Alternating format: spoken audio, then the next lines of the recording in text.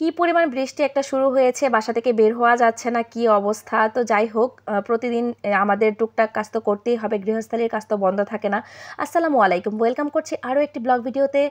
আশা করি সকলেই ভালো আছেন, আলহামদুলিল্লাহ আমিও ভালো আছি। প্রতিদিনের মতো আরও একটি ব্লগ শুরু করে দিলাম গতকালকে বিকেল থেকে। বিকেলে যেহেতু বৃষ্টি হচ্ছে প্রচুর পরিমাণে, হুট করে আমি ডিসিশন নিলাম যে একটু মুড়ি মাখানো খাবো, কিন্তু কোনো প্রকার ছোলা বুট বা বড়া এগুলো কোনো কিছুই করিনি, শুধুমাত্র চানাচুর দিয়ে আর সাথে লেবু কুচি দিয়েছিলাম, আদা কুচি আর ধনিয়া পাতা কুচি দিয়ে পেঁয়াজ কাঁচামরিচ দিয়ে মুড়ি মাখানো করে নিয়েছিলাম, সাথে চা ছিল। সন্ধ্যায় এই নাস্তাটা করে নিয়েছি, তারপর একটু বাসা থেকে নিচে নেমেছি যে বৃষ্টিটা দেখার জন্য, কারণ বাসায় বসে তো এত বেশি বৃষ্টি অনুভব করা যায় না বাহিরে না বের হলে। বৃষ্টিটা অনুভব করছিলাম এই রাতের বেলা, ইলেকট্রিসিটি ছিল না, খুবই ঝামেলা। এখন বাইরের লাইট দেখে হয়তো বলতে পারেন যে ইলেকট্রিসিটি হয়তো ছিল, আসলে আমাদের এখানে বাসায় ছিল না, কিন্তু মানে আমাদের ডরমিটরির ভিতরে ছিল, কারণ এখানে কখনোই মানে লাইট অফ হয় না। মাশাআল্লাহ আলহামদুলিল্লাহ খুব ভালো একটা পরিবেশে থাকি।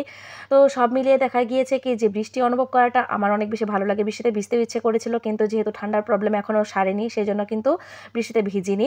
আপনাদের ভাইও খুব বলেছিল যে বৃষ্টিতে ভিজতে অনেক ভালো লাগতো, তারও খুব বৃষ্টি ভালো লাগে। তো আমি আর সেজন্য বৃষ্টিতে ভিজিনি। তো সকালবেলা ঘুম থেকে উঠে একটু রুটি বানিয়ে নিয়েছিলাম আর সাথে ডিম ভাজি, আর তেমন কিচ্ছু করিনি, মুরগি মাংস ছিল, সাথে মুরগি মাংস দিয়ে খেয়ে নিয়েছি। তো আটার রুটিটা দেখা যায় যে আপনাদের ভাইয়ার জন্য আমার ম্যাক্সিমাম দিনই বানাতে হয়, কিন্তু রাতের বেলা বানাতে সম্ভব হয়নি, কারণ বললাম না ইলেকট্রিসিটি ছিল না, কোনো কাজই করতে পারিনি রাতের বেলা। তো সেই জন্য সকালে ঘুম থেকে উঠেই রুটি বানানো শুরু করে দিয়েছি। আপনাদের ভাইয়াকে নাস্তা দিতে হবে। তো ছেলের স্কুল যেহেতু বন্ধ হয়ে গিয়েছে, এই একদম ঈদের ছুটি প্লাস গ্রীষ্মের ছুটি সব মিলিয়ে ছেলে এখন বাসায়, ছেলেকে যাইছে তাই খাওয়ানো যাবে, কিন্তু আপনাদের ভাইয়াকে নিয়ে সমস্যা, তো তার জন্যই মেনলি রুটি বানানো হয়েছে। আর আমরা মা ছেলে দুজনে পাস্তা খেয়েছি আর চা খেয়েছিলাম আমি। তো দুপুরে রান্নার আয়োজন শুরু করে দিলাম, খুবই সিম্পল রান্না। মুসুর ডাল রান্না করছি। মুসুর ডালটা প্রতিদিনই প্রায় আমার রান্না করা হয়, যদি ভাত রান্না করা হয়, কারণ আপনাদের ভাইয়ার ডাল না হলে চলে না, আর ছেলেও ডাল খুব পছন্দ করে, সেই জন্য কিন্তু একটু মুসুর ডাল রান্না করেছি। আর একটু কাঁকরোল ভাজি করে নেব, কারণ কাঁকরোল ভাজিটা মানে এখন চাচ্ছি যে বাসায় যে সবজিগুলো আছে সেগুলো সব শেষ করতে, কারণ আমরা যেহেতু চলে যাব বাড়িতে চলে গেলে এই সবজিগুলো থাকলে সব নষ্ট হয়ে যায়, সেই জন্য কোনো প্রকার সবজি এখন কেনার আমার প্ল্যান নাই। সেই জন্য কিন্তু আমি বাসায় যেগুলো সবজি আছে সেগুলো দিয়ে আসলে সেরে নিব। আর এইদিকে একটু ভাতটাও রান্না করে নিলাম। ভাত রান্নার সময় আর ভিডিও করা হয়নি, ভাতটা রান্না করে নিয়ে তারপর ভাজি বসিয়ে দিয়েছি, কারণ যেহেতু আমার হেল্পিং হ্যান্ড নাই, টুকিটাকি কাজগুলো করছিলাম। মশলার যে ব্যাপারগুলো থাকে, মশলাগুলো ব্লেন্ড করব, সেই জন্য কাটা বাছা করছিলাম।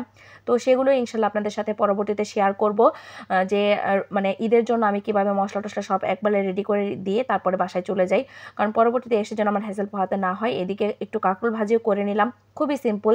আমি তো সবসময় বলি যে আমি যেভাবে করি, সিম্পল লাইফ লিড করি, সেটাই আপনাদের সাথে শেয়ার করি। এদিকে একটু রুই মাছ, মানে ভাজি না তো দু পেঁয়াজা করে নিব আর কি।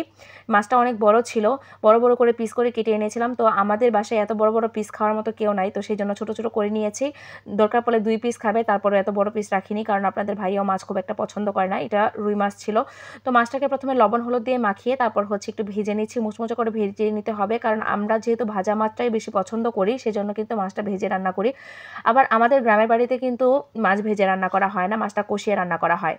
আমাদের বাসার সবাই মাছ ভেজে রান্না করি এটা দেখে খুব অবাক হয়, কারণ আমার শ্বশুর বাড়িতেও মাছ কষিয়ে রান্না করে এবং আমার বাবার বাড়িতেও মাছটা কষিয়েই রান্না করে, তারা কখনোই মাছ ভেজে রান্না করে না। কিন্তু এই যে আমার জন্য এখন করতে হয়, এবং আমার ছোট বোনের হাজব্যান্ড সেও মাছ ভেজে তারপরে রান্না করলে খেতে পছন্দ করে, এমনিতে কষানো মাছ খুব একটা পছন্দ করে না। তো এখন 2-3 জন পাবলিক হয়ে গিয়েছে আমাদের বাড়িতে যে মাছটা ভেজে খেতে বেশি পছন্দ করে। তো যাই হোক, এদিকে পেঁয়াজগুলোকে বড় বড় করে কেটে নিয়েছি। এই যে আমরা চাইনিজ রান্না করলে যেরকম বড় বড় করে পেঁয়াজ কাটি না, সেভাবে কেটে তারপর মশলাটাকে কষিয়ে নিচ্ছি। নর্মাল বেসিক মশলা, পেঁয়াজ বাটা, রসুন বাটা, জিরা বাটা, তারপর হলুদ মরিচ ধনিয়া আর লবণ, এগুলো দিয়ে ভালো করে কষিয়ে একদম মানে তেলটা ছাড়া পর্যন্ত অপেক্ষা করে তারপর ভাজা মাছটা দিয়ে দিতে হবে। দরকার পড়লে 2-3 বার কষিয়ে নেবেন, কারণ মশলাটা কষানো খুব বেশি ইম্পর্ট্যান্ট। এই মাছটা খেতে গেলে কিন্তু মশলাটা ভালো করে কষানো না থাকলে ভালো লাগে না। তো একটু কাঁচামরিচ ছড়িয়ে দিলাম, কাঁচামরিচ ছড়িয়ে দিয়ে চাইলে কিন্তু ধনিয়া পাতা কুচিও ছড়িয়ে দিতে পারেন, তারপর নামিয়ে নিতে হবে। মাশাআল্লাহ আলহামদুলিল্লাহ খেতে কিন্তু অসাধারণ হয়েছিল। তো আজকের মতো এই পর্যন্ত, ভালো থাকবেন, আল্লাহ হাফেজ।